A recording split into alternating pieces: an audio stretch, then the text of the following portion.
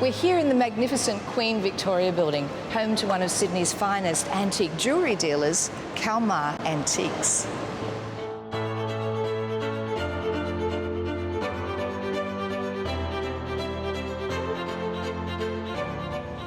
Damien, it seems appropriate to me that you're here in a Victorian building because a lot of your jewellery is Victorian. Oh, very much so. And I thought you'd appreciate the suffragette jewellery. So this was very important from the late 19th century, early 20th century to give women the right to vote. Now, their jewellery is always symbolised by the colours of green, white and violet. And many years ago, people thought it represented forgive women the vote, but since that's been proven untrue. But as you can see, the colours are really vibrant, very strong, and it's a way a woman could protest silently while still making a very strong statement. So what are the gemstones? So here we have peridot pearl and tourmaline for the green, white and violet. This particular piece is actually one of the finest that we have ever had. So not only is it a very grand necklace, but this section here will detach and becomes as a brooch, or it becomes as a pendant, or you can wear that without the bottom section. And this was also made in 15 karat gold, which they no longer use today. So it really is a very, very special piece. And do you ever come across suffragette jewellery that's Australian? This particular piece we do believe is Australian by the way it has been stamped and also the carat of gold.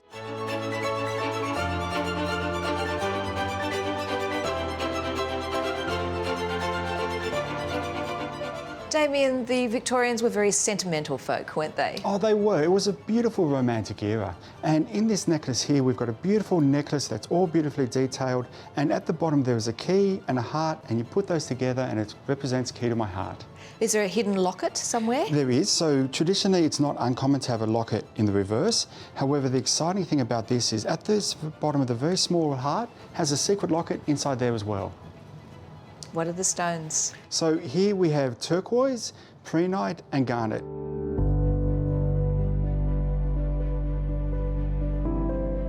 Now this piece is absolutely sensational. It's the snake.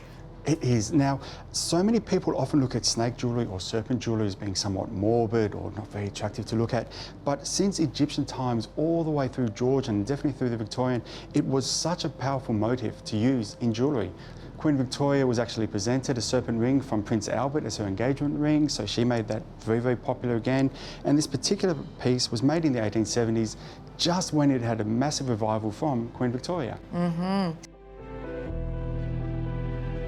The thing I love about this particular one is this snake has got teeth. It is. It is a very, very menacing look. The detail in it is absolutely extraordinary. Considering, again, this was made in the 1870s. Again, it has a locket on the reverse. We have all of the antique cut diamonds, or the rose cuts, the mine cut diamonds, which are cuts of diamonds no longer cut today, all on the cabochon garnet top with a beautifully, beautifully detailed head. And of course, later popularised by designers like Cartier, Boucheron, Bulgari. Now, Damien, we've moved into my era, Art Deco. Oh, look, it fits. There we are. So to me, this shows the real beauty of the Art Deco period. Often you'll get a shape in a shape, a round stone, square setting.